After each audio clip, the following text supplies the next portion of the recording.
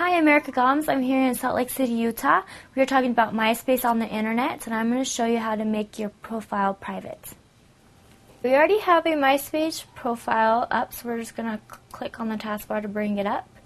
Now what we're going to do is we're going to show you how to make your MySpace page profile private. So what you're going to do is you're going to go up to Edit Profile and click on that. And this brings up your profile editing page. Now what you're going to do is over in the right hand corner it says Account Settings. You'll click on that. And then that brings up all your contact info. So your account, your password. We're going to click on Privacy. Now this brings up how much you want your MySpace profile to be private. And so you can hide your online now. You can turn it off so that no one knows that you're online. You can turn off when people know when your birthday is, and what we're going to do is I'm going to show you how to make it to private.